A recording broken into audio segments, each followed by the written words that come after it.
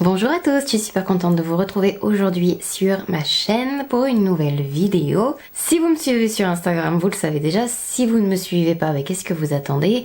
Tous les week-ends, j'essaye de faire comme ça une session de questions-réponses. Donc vous me posez des questions, je réponds.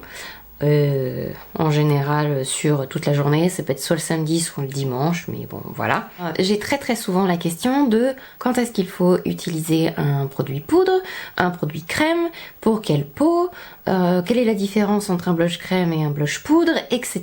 Lequel est le mieux. Donc je me suis dit qu'une petite réponse en vidéo, ce serait sympa.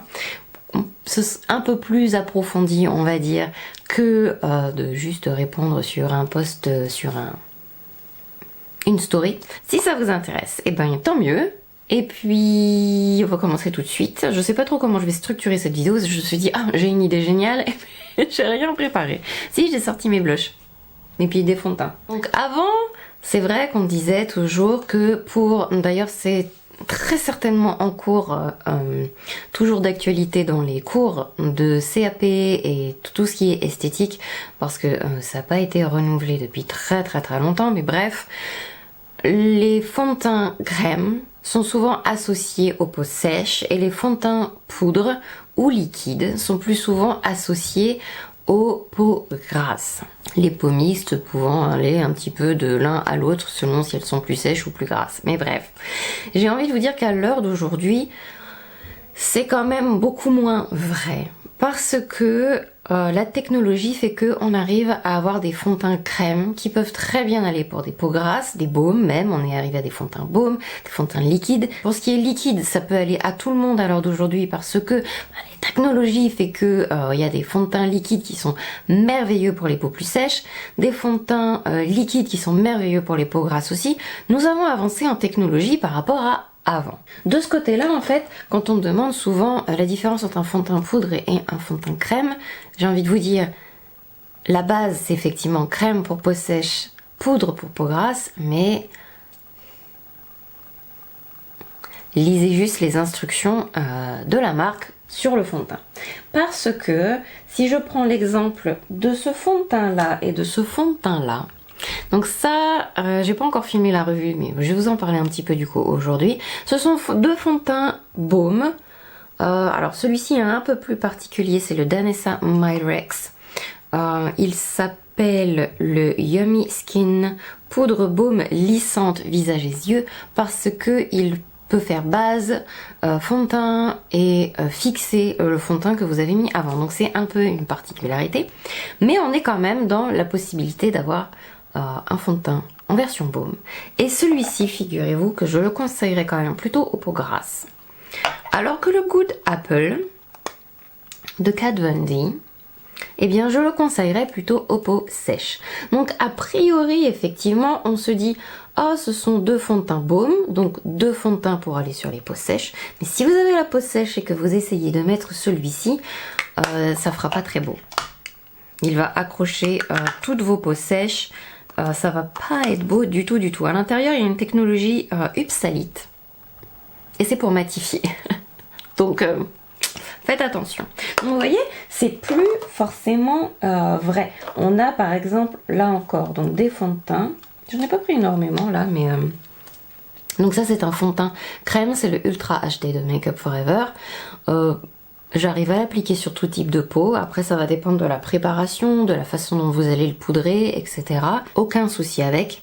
Il est très proche du fond de teint en stick Ultra HD qui était merveilleux.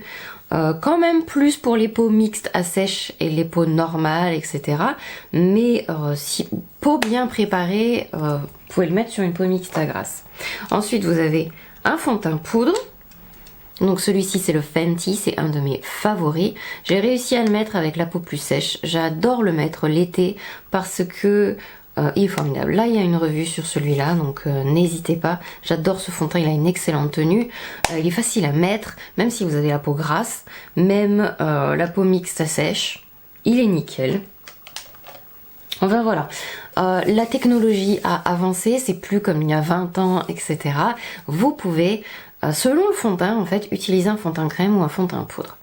Quand privilégier tout ce qui est blush poudre, blush crème ou contour poudre et contour crème, là je vous dirais aussi que si vous avez la peau plus sèche et la peau mature, c'est toujours plus joli effectivement d'aller vers un produit crème liquide, mais pas toujours.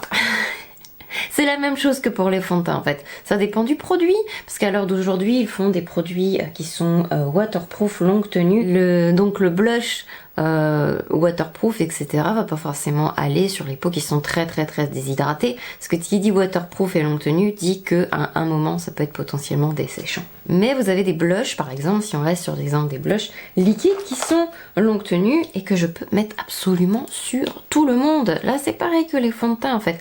Je vais vous montrer mes favoris en fin de vidéo par type de peau quand même. J'ai toujours une petite préférence, mais dans l'absolu...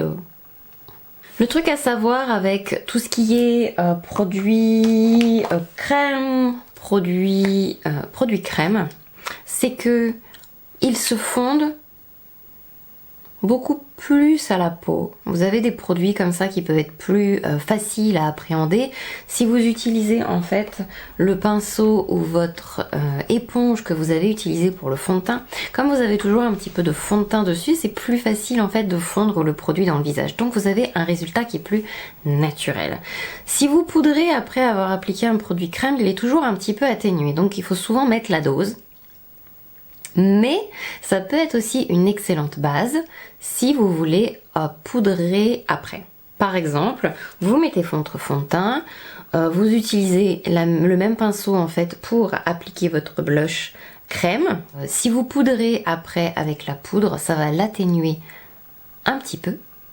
Mais si vous appliquez votre blush poudre par-dessus, vous aurez une bien meilleure tenue et une couleur plus intense et qui va se photographier aussi beaucoup mieux. Donc pour les mariés, ça m'arrive de cumuler les deux, surtout s'il fait chaud, parce que maintenant on a de belles formulations de blush comme ça qui sont hyper longue tenue, mais comme ils sont un peu atténués du fait de poudrer quand la peau est grasse, bah on rajoute un blush poudre par-dessus. C'est l'effet sandwich en fait, qui permet et une meilleure tenue et plus d'intensité. Ce qui est pas mal parce que si on prend l'exemple du blush, on a toujours un petit peu la couleur qui s'atténue et quand on prend en photo, le blush a tendance aussi à disparaître un peu. Donc c'est pas mal d'en mettre un peu plus. C'est le message que je voulais passer aujourd'hui. On n'est plus par rapport à avant sur vraiment blush, crème, produit crème pour peau sèche. Poudre pour peau... non. Après c'est vrai que quand même, si vous avez la peau très sèche et que vous voulez quelque chose de frais, allez sur un produit qui est crème. Mais je parle là si vous avez la peau très sèche. Aller sur un produit crème fait que vous allez quand même avoir un côté un peu plus frais parce qu'il va être un peu plus lumineux. Encore que maintenant, les blushs liquides sèchent mat. D'où je vous dis le fait que la technologie a évolué et on est sur d'autres choses. La seule chose à savoir et à faire attention, il y a comme ça certains produits qui incluent à l'intérieur des petites particules nacrées, un peu de paillettes ou qui sont comme ça très lumineux parce qu'il y a des fines nacres à l'intérieur.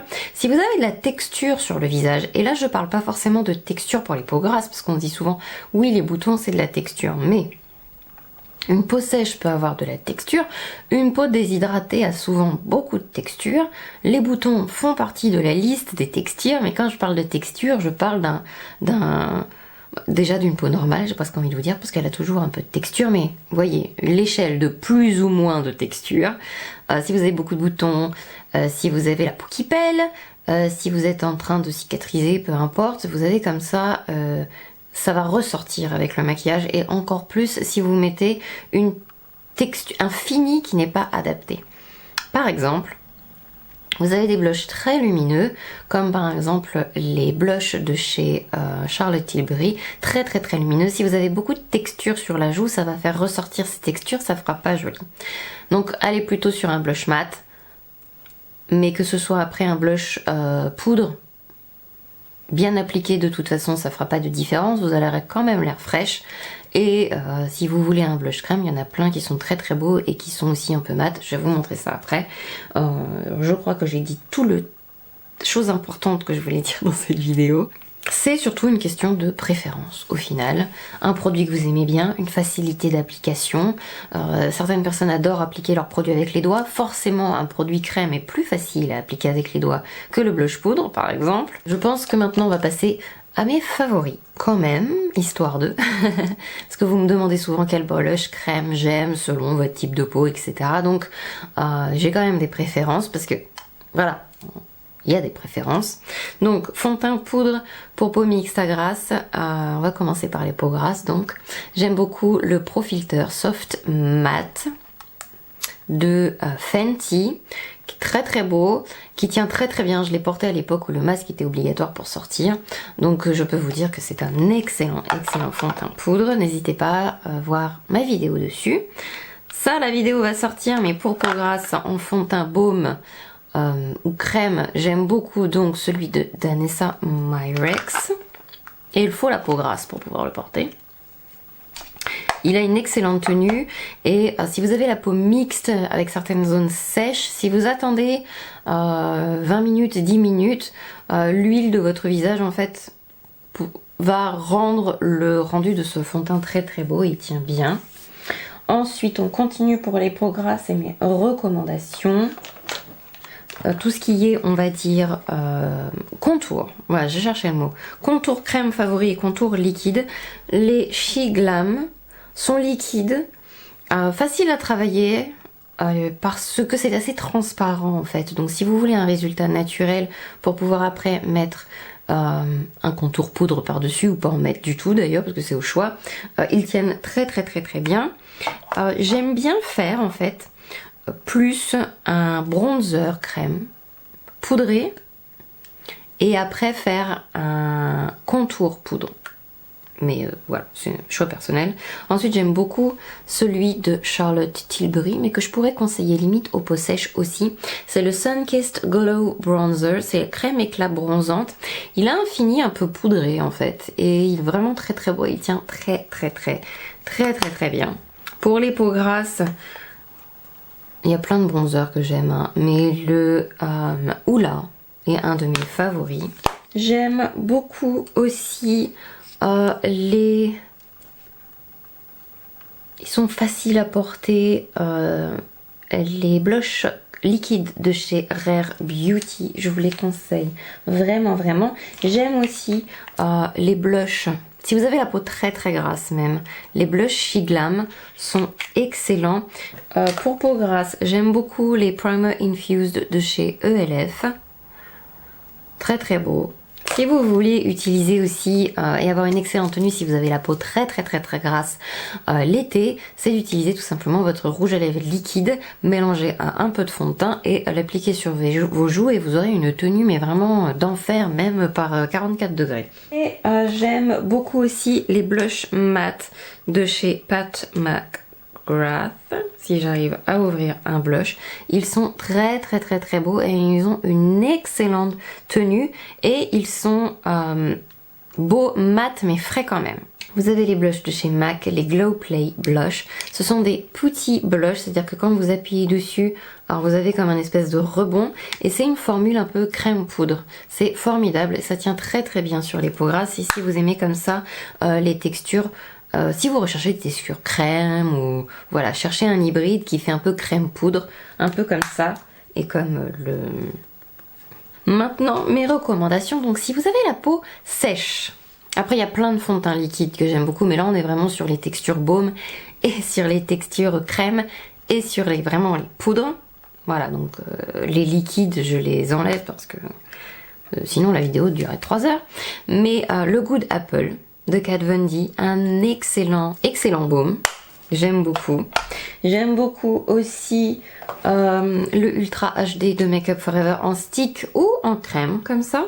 Ensuite j'aime beaucoup, on va passer au contour, le bronzer crème de chez Fenty que je trouve très joli, plus crémeux, Donc très joli sur les peaux sèches.